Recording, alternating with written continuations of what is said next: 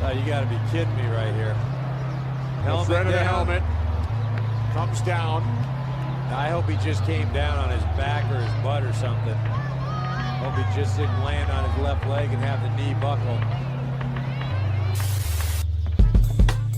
You're not my dad.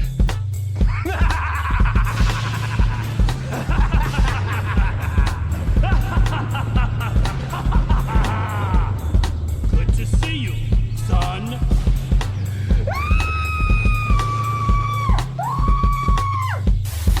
Boom, boom, boom, boom, boom, boom, boom, boom, boom, boom, boom, boom, boom, boom, boom. God. Oh shit. I love it. What the Rock is cooking. Recording live from 3 locations. This is Past the Rock. I am Patrick, and as always, I am joined by 2 great men, Caesar, aka LCs. Wearing Gucci, wearing Bally at the same damn time, as Future Hendrix once said. And Jacob, aka Bethke. Wearing Fab India. And probably Tom Thumb at the same damn time.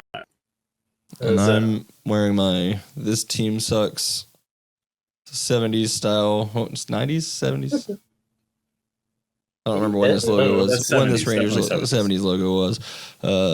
Anyways, it's time for another week of fun. Back when Dick Suck was one of the names of a guy that was actually in their front office. So YouTube, you can't get mad at me. Look it up. I have the program. If I have to email someone, I will pull up the 1970 program that proves that Dick Suck was a part of the front office. That's Now, I didn't wild, spell that because- last name. Is it actually I think it was S-U-C-K? S-U-C-H. So Interesting. maybe Oh, yeah, there you go. We do so there currently might be have some pronunciation. we do currently have a issues. Kip Fag in the front office too, so it's a time That is a guy who's apparently. in It's the... Yeah, he's like actually the scouting something- director, right? Well, a lot of people don't know this Rangers lore, but it's important we let them know, even though the Rangers segment's the second period. The Rangers actually are mandated to have someone on staff with a highly questionable name. With an Austin Powers name. Exactly. They actually, one of the writers on Austin Powers, he comes from the Texas Rangers family lineage. The joke has made it that far.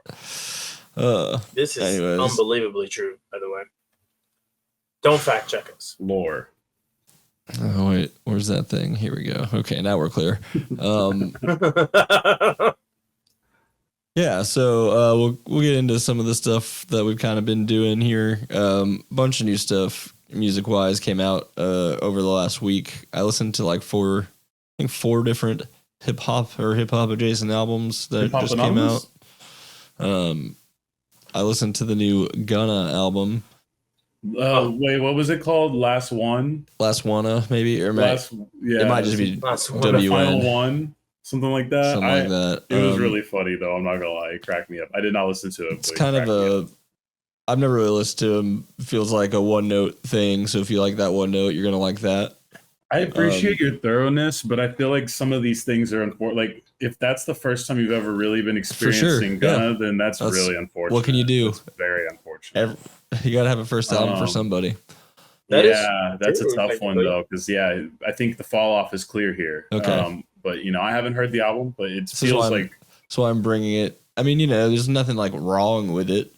Just a little feels stale, boring. that's the problem. I mean, he was a big part of Lil Baby's rise. Lil Baby was really looked at to be like kind of the future of hip hop, and then he never really evolved from the sound that he kind of came in with. And unfortunately, that does pigeonhole you a little bit. Like you may have a market within like your own communities, whatever your fan base, the kids that grow up with you and shit, but to have that long lasting or overall arching impact, you kind of do have to get a little creative, get a little different over time. Like literally not even just hip hop, just any genre has pretty much proven that true. But whatever. I didn't hate it, but I'm not gonna go back to it. I listened to the Young Boy Never Broke Again with DJ Khaled See, that's another one where I'm like, man, actually, I think NBA YoungBoy is a guilty pleasure as fuck of mine, but I don't think that he's putting out the best work right now. I appreciated his energy, and I could see where I'd find something in the discography that I'd like. Probably not going back to that project, though. I can't lie to you guys. I think his voice is super grating. I get that. I get that. That's fair. Have you ever... For me, that is part of the charm, at least the way he carries it, I guess. He's like the Charizard of Boosie badasses. Like he figured out how to do Boosie Badass the best that anyone else has done. NBA YoungBoy like is really incredible, but he is a very specific market in the hip hop world for sure. And the energy is undeniable. The Khaled part didn't do much to win. Yeah, no. Again, you're talking about NBA YoungBoy. There's some really impressive stuff with that guy. And DJ Khaled's probably not going to. The collab probably isn't going to make that long-term list in his discography at all. Then I found something called Bugseed is the artist. I don't know who this person is, but they just put out like an instrumental little thing, and it was really cool. It's all one word. Bugseed. I don't know. I don't know any. It's tough to find some good information on it. Okay.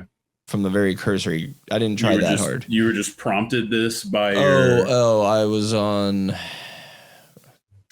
Reddit looking at fresh albums. Okay. So this is Reddit being okay. I've used Apple's new releases, but unfortunately, I don't like the way any of those services handle showing me what's a new release or not. Yeah, they still. So are I went to the Hip Hop Heads. I typed in fresh albums, sorted by new, looked at everything from the last week. I don't think that's a bad strategy in the modern world. mean, yeah, anything that's popular, I'm going to know about, and then there's going to be more beyond that. That was cool. I feel like just kind of, I don't know, maybe 90s style instrumental hip hop. I really did enjoy the Rock Marciano and DJ Premier album. Okay. I didn't know that was happening, but that feels right. Never heard. I don't know that I've heard either of them. I've probably heard DJ Premier with some. You've definitely heard DJ Premier in your life, but DJ Premier is not necessarily like an individual artist that you. It's like Primo it's Primo, right? Probably heard him called Primo more, but it's like this is a guy who made half of Illmatic. You know. Okay. There's a lot more than just that, but I think that's the name looked very familiar. So does Rock Marciano, but I've never listened to him. Rock Marciano has been featured on a lot of the bigger artists, and he's a part of the Tony Montana rap craze of the last like decade, right? Explain that to me. Where it's like slow beats most of the time, like really cool samples that make you feel like you're watching an Italian mobster movie. Okay, I can see that. And then they kind of just also create the imagery of living in a mobster movie, like, but not like, you know, generic gang kind of shit, but like, you know, they really try to like what Griselda storytell here. Yeah, like Griselda. Right. Griselda comes from the Clips lineage. I think Clips is probably getting most of their love now because they're the pioneers of the coke rap, as Pusha T once said. Yeah, and then I guess speaking of Clips, the album that I was most looking forward to this last week came out was Jid's God Does Like Ugly. And that's the only one of these I will actually listen to very soon, likely in a likelihood. That's fair. Jid is a good one. I have plenty of time to listen to music at work, so I take advantage. That's fair. That is fair. But yeah, it was fun. I've been anticipating it since Forever Story came out, and that was like 2022, I think. Has it been that long since you released? 21 or 22, yeah. Because he was on Dreamville, right? Yeah. Give me a couple of years between. Their hoe really ran. Yeah, but no, it's always weird when you don't know what having high hopes going into anything is tough. Let me pull up a track list. So I hit some.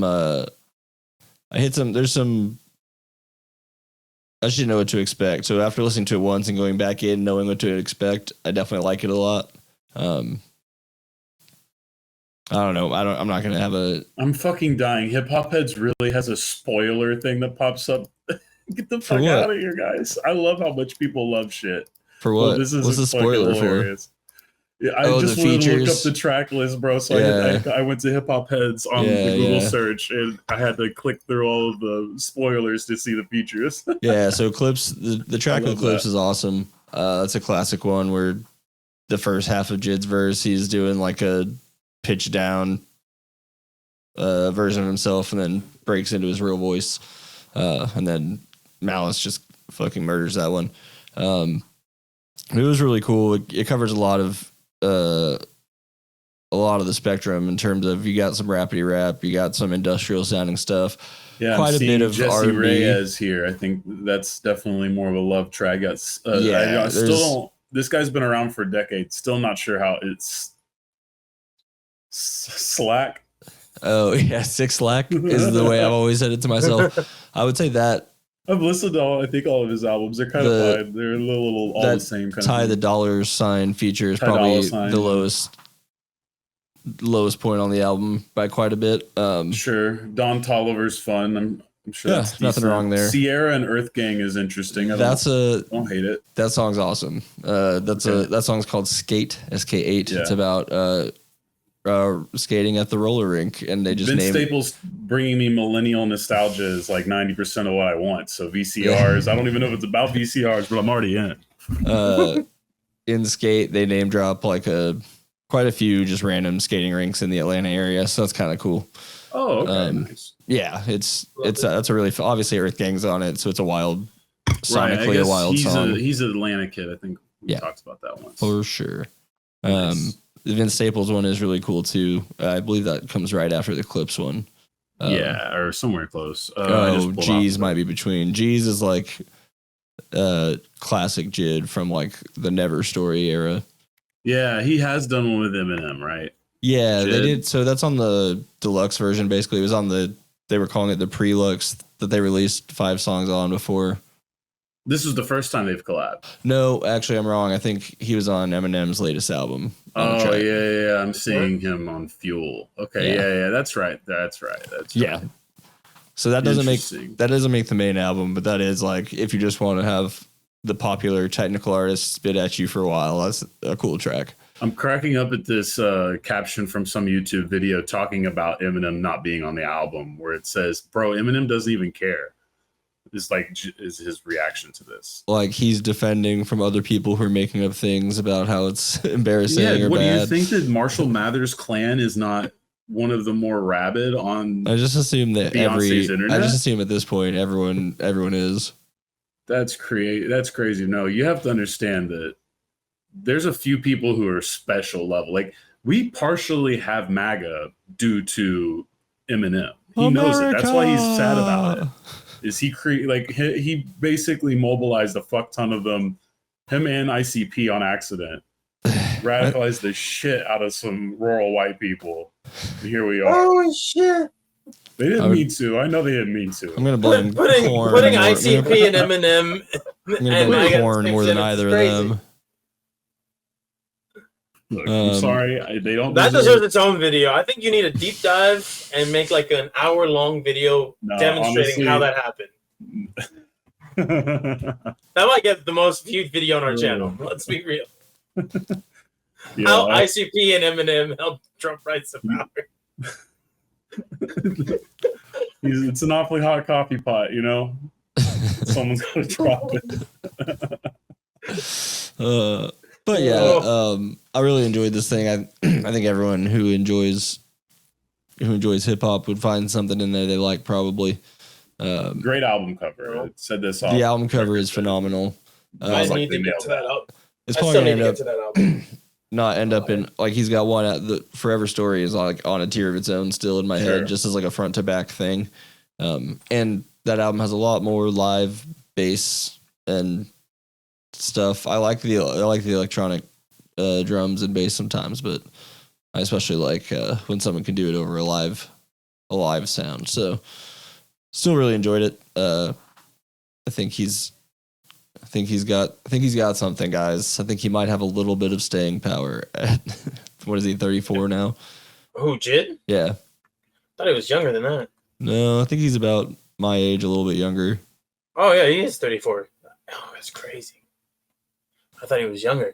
He just feels newer to the scene. He does call himself a kid a lot. Well, he's also a small person. Statural. Yeah, but he started at D2 school, D1 school. I don't know. I don't remember where he played. Just college cornerbacking. Anyways, it's fun. and you'll like it. The last little bit of music news, besides Chance the Rapper's new album coming out in 2 days, Fuck. we got Okay, good luck to listen to that, aren't we? we got an announcement on the Eagle Bros podcast that Taylor Swift has a new album coming out. That's about all I have on that. Oh, brother, this guy stinks. Man, I made one off like the cuff joke about Taylor Swift music, and now my girlfriend's got me in trouble, or my fiance's got me in trouble with all of her coworkers. And I'm like, dude, you can't turn Swifties on me like that. What are you talking about? These people are going to be ruthless to me. They remember this shit. I made one joke about how all of her music's just about breakup stuff, and like it was like I didn't say that exactly. But, you know, it was basically it. What is that the first time it's ever been said? Oh. Swifties are on the same level of mental unhingedness as Barbs. Yeah, and the other half of MAGA. Yeah. What did you say, Caesar? The silent majority. These are just facts. Wait, what did Caesar say? So they're like Barbs.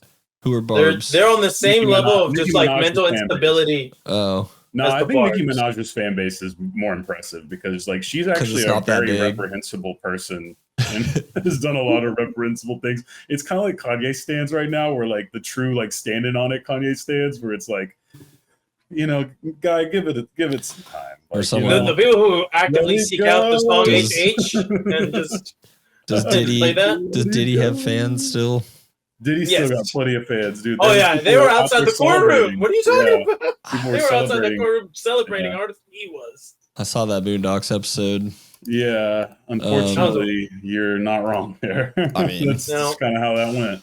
Now, I wanna take this moment where we're still talking about music, because I know you guys are some hip hop heads, but some of us who like music that's more adjacent. Oh wow, I get the whole screen to myself. Hey, you got something here. Oh, listen, I just want to talk about, you know, the crowd that grew up big time fuckboys who skirted from all types of accountability and always pinned the blame on their partners, their ex-partners, and made themselves the victims. And I want to talk about a special album that encompasses all of this. It's by a singer named Giveon. If you are a fuckboy who loves himself some dreamy R&B, just some crooning, some heartfelt lyrics that if you dig deep into the guy's past, you're like, wait a minute, why are you sounding so hurt? You'll love this album. You should absolutely give it a chance. It's called Beloved. It's like a quick listen to. It's like under 40 minutes. Every song's great.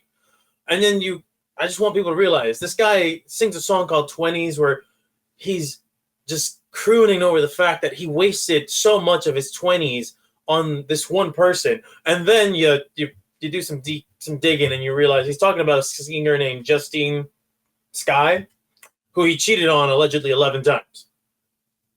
So, great album, great fuckboy music if you love R&B fuckboy music. You mean that's not like Tory Lanez and shit? What's up? You mean that's two different things? That's the history of R&B. Yeah, but this is like more on the nose. No, I mean, it was pretty on the nose back then, too. I think people were just being a little ignorant intentionally. Because I remember the first time when I started getting back into, like, no, people are like, no, bro, Teddy Pendergrass. Oh, my God. There is some insane stuff. And then you hear the stories about some of these dudes. Like Marvin Gaye. Marvin Gaye's been pretty bad. That one's fairly popular because of his unfortunate time at his death. Al Green. Holy shit. Al Green has got... he's not one of the better... I think he's a stand-up guy. Now I think about it, you're right. I don't know. This is more, I want to say this is more along the lines of the fuckboyness of like the 80s and 90s stylistically, and not the 2010s style fuckboy. Even Usher, bro. You like Usher. Now that we know all we know about Usher, like this is 100%. Bro, he made a song called Confessions. Okay, that one was part 2. Burns a good one. Was that truly about venereal disease, or I've also just make everyone think that? It would be really funny if it was. I mean, I thought we all kind of. No, I think it was the Love Burns, but then you just get that lyric, and it's like I think it was on Late Registration where he's talking about his friend caught the burn. He caught the burn on the Usher tour. He had to let it burn. Yeah. Yes, whatever it was. That one. I wonder. Oh, anyway, derailing. Anyway, great album, highly recommended. Probably my favorite R&B album of the year so far. Nice. And then for anybody who's comfortable with music not in a language that's their own, if you're watching this podcast, check out some Japanese jazz fusion by Blue Swing. Blue Swing. They have a new album out. It's BLU-Swing. Fucking love whatever they came out with recently. I can't even get the name of the album right. Pulled up in time. It is called Good Times. There you go. Good Times. It is a good listen. That's not generic enough to be difficult to find in a search. Well, listen. My shit was not loading. I think the Blue Swing will help. All right, and if you're also into anti-wokeness, Morgan Wallen is oh my god an option you can always cut I actually was trying to look up top new country album of the year, and that's actually a little hard. But I think, or not like recently. I was just trying to see did a new album release this last month or something that was doing big. Look Up by Ringo Starr. Oh, sorry, it's from January. Yeah, that came. Yeah, I've heard that actually. Yes, I did hear that album. It was fine. It's just Ringo doing what he's been doing for 30 years. Yeah, 50 years. 30. This version has been 30. Okay. This old man does. Yeah. The bag gets. That's just been the last 30 years of Ringo. But yeah. So. Anyways, we'll shift here because I want to get through some more things. Yeah. And not. We need time for fights. We got fights tonight. You wanted to talk about His Internal Majesty, the alt rock band from the mid 2000s. No, it's him, the character from Powerpuff Girls. Okay. Let's talk about it. No, him is a movie that's coming out that seems to be part football, part occult. Is that the best way that I could think to put that out? Yeah, I don't know. Is it also just a dash of was it Kubrick? Eyes Wide Shut? Is it what's going on with this movie? It looks like it's intentionally about a Midsummer-esque, going to find some weird cultish shit. We got us a football horror movie coming out. Not a lot to say about it. I just thought it was cool and wanted y'all to check it out. They are definitely throwing Jordan Poole's name on it. This is the second football horror movie. No, third. The last Jordan Boy Poole? Scout starts with him shooting a guy on the field, right? That one's unrealistic. Football movie. But then you had Concussion. That's scary for the NFL. But then this is now the third. Different kind of horror, yeah. More realistic, slow burn horror.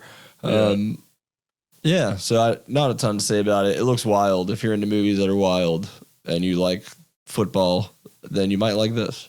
No, in all seriousness, it's cool to see Marlon Wayans have this much of a project to do his shit at. Chew it up. Yeah. I'm excited. Yes. Next. Oh, go ahead. No, I was just going to say, I enjoy whenever Marlon Wayans gets to play a serious character. Because we've seen him in comedies. He's great. I think his serious dramatic acting is very underrated. Well, we'll see. That's about it. On the horizon. Also happening soon. I don't know if it's immediate or if there's another contract to wait out, but the UFC is struck a deal with Paramount to do basically what the WWE does now, where stuff's on streaming and you're not only exclusively doing pay-per-view events. Bye-bye pay-per-view. There's a better way to scam us of our money. Yeah. ESPN's been doing it for a very long time, and Disney as a whole also. Even if you're not watching, they're still getting their cut. So I think this has always been the necessary move. I've honestly thought it's hilarious it's taken this long. Yeah, for some reason Dana White's been holding out on it for a long time, or at least that's what I've been told by the internet. When did OU football do their pay-per-views? Or they still do their pay-per-views? They have pay-per-views? I know they tried it a couple times. I don't know if it's maybe it was during COVID. I think they were doing it for a couple years. Suck my dick, AI mode. Yeah, I don't know. I guess now it's just Sooner Sports TV. Okay, yeah, there is still a thing, yeah, and it's still a pay-per-view technically product. And it's like they'll do like East Alcorn Buttfuck University, and that's what they'll make you pay for.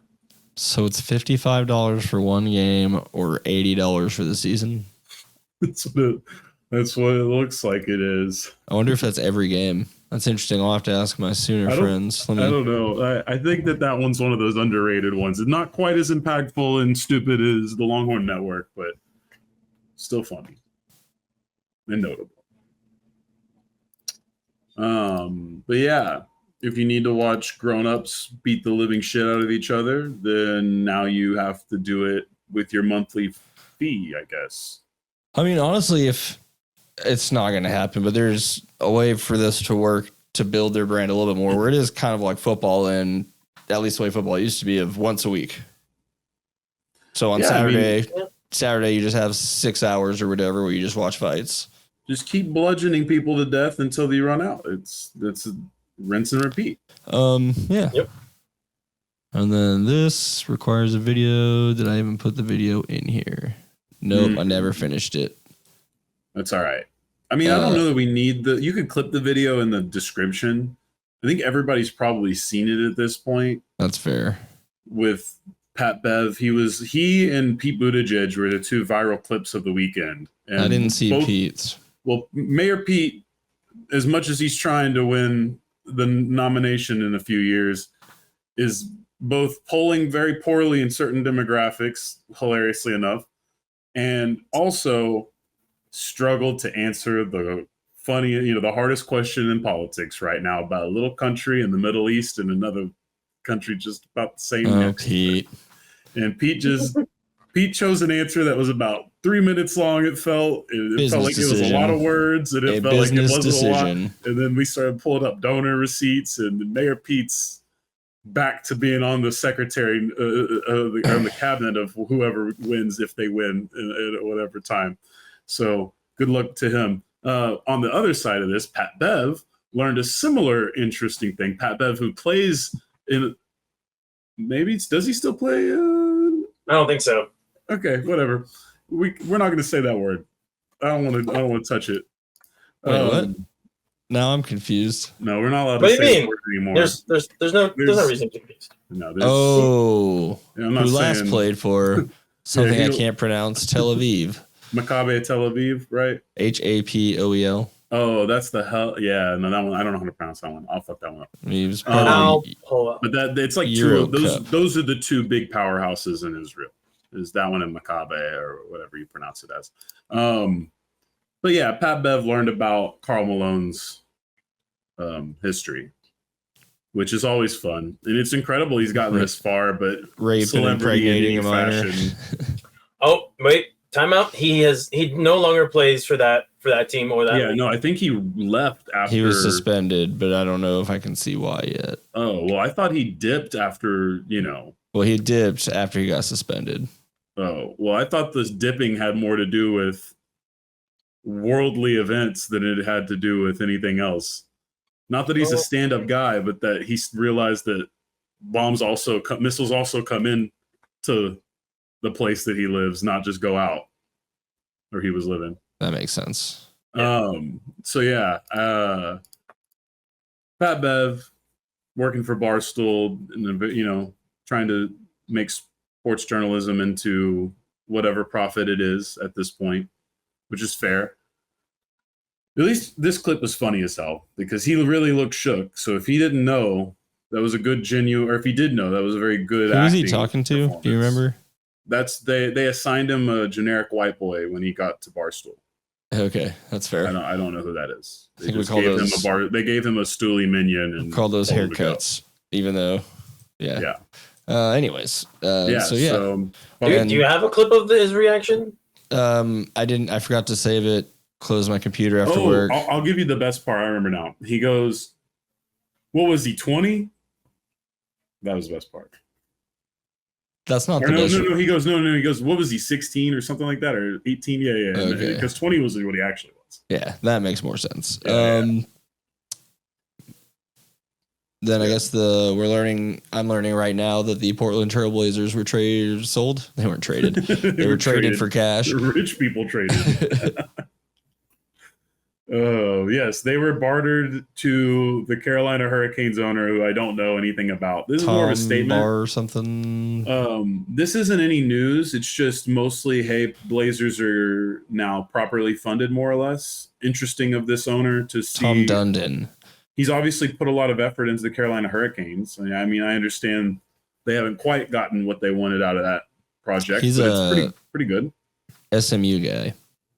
Oh, interesting. So basically, it's interesting because the guy who owned the place, Paul Allen, he died a good while back, actually. Now the Seahawks owner, former Blazers owner. His sister, I believe, not his wife, his sister was looking over the estates as it would speak. So she eventually sold off. I don't know if I think they kept the Seahawks, and they're going to keep the Seahawks, but pretty much from the get-go announced that they were selling the Trailblazers. So the Trailblazers have been on the market for a few years now, like kind of low-key, but not. So this is good. This also means that they're very likely staying in Portland, at least temporarily, I would say. Obviously, he doesn't have a need to move them anyplace. He's not even from Carolina, and he's an SMU guy. I don't know where he come from before that. But either way, this is just good to note because the Blazers have just been kind of in limbo, and you're rebuilding a team as a roster. That's one thing, but then you also kind of need to know where ownership is and what they're trying to figure out. So it's probably the best thing that's happened for the rebuild process, potentially. I mean, new owner syndrome is a bitch in the NBA, but I don't think that's not. Yeah, this guy might not be that guy. I don't think he's going to, because I don't think there's any unrealistic expectation that Portland is anything more than sort of what they were during the Clyde Drexler years right now. At least that's the goal. If they win a championship, you do all that good stuff, that's awesome. But at this point, you're just building a program again. You're trying to get something that the collection of the talent can rise to something eventually. So he owns the Hurricanes. He basically helped launch Major League Pickleball, which I'm sure is somehow a money laundering scheme for everyone involved. Okay.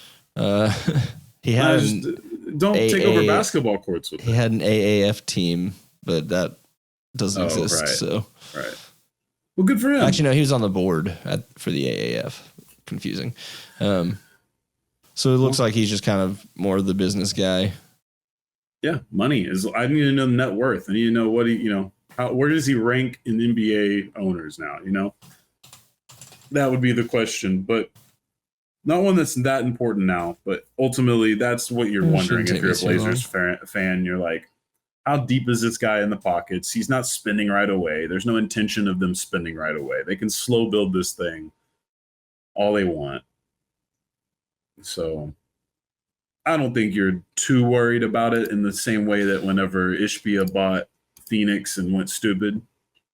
Yeah, Or even Alex Rodriguez and Mark Lowry doing what they did with the Wolves just last year or so. So whereas Steve Ballmer is reportedly net worth of 118 billion, Tom Dundon's between 1.2 and 1.7. It's closer. Closer. Well, he did just spend a lot, so I don't know how much he put in personally, but it's a great time to be that rich for the next 4 years at least. So I would say that is good enough for the Blazers. But what's more interesting is what's happening in the WNBA right now, or what's not happening. So the Connecticut Sun are one of the premier franchises, right? Like they've always been very competitive and a big part of the W. I mean, it's true though. Sorry, I'm just thinking of if you don't want your sport to be made fun of, don't get teams in Connecticut. Don't. I mean, Connecticut Sun is tough, but like you have to remember the college team is built such a. I know. And that was the logic, and it made sense. I'm thinking of other side guy over here.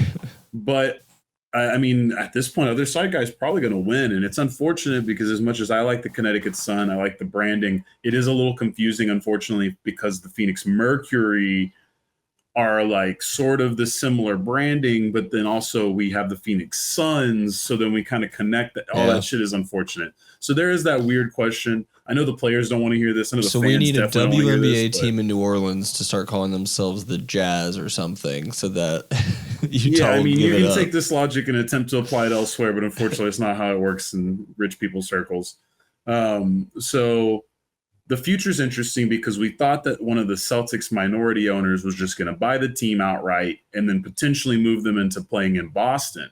And they may even stay the Connecticut Sun, maybe become the New England Sun, whatever, right? But that one has seemingly died or is completely stalled at this point. Still possible, I believe. Mark Lazary, who used to own the Bucks and I believe also has been a part of some other ownership groups before that in other sports, he wants to buy the team, but he wants to move them into Hartford, Connecticut. So he wants to double down on Connecticut. The league, allegedly, I'm going to say, because I do believe this, but we'll see, prefers to relocate the franchise to Houston to revive the first dynasty of the WNBA. And we all noticed it was a weird omission in the expansion, right? I mean, we liked the Philly, Detroit, Cleveland. We thought that's a good group and they're all close, so that makes sense. But it was a little strange that you left out Houston being sort of the foundation of this league. But they want Tillman Fertitta to what? I was going to say what's funny about Hartford is the Carolina Hurricanes definitely used to be the Hartford Whalers, and I wanted to make sure I was right on that. Just bring that full circle. So they have some experience. They have about 30 years experience of having a pro sports team there.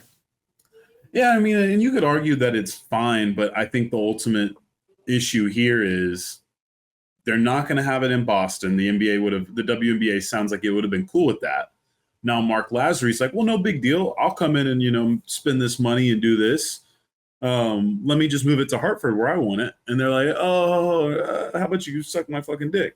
And then they're like, what we would really love is if we just didn't deal with the New England market at all because we just don't believe in it or whatever their reasoning is. And we go back to Houston where I do believe there is a bigger draw for women's basketball in the South than there is in the Northeast.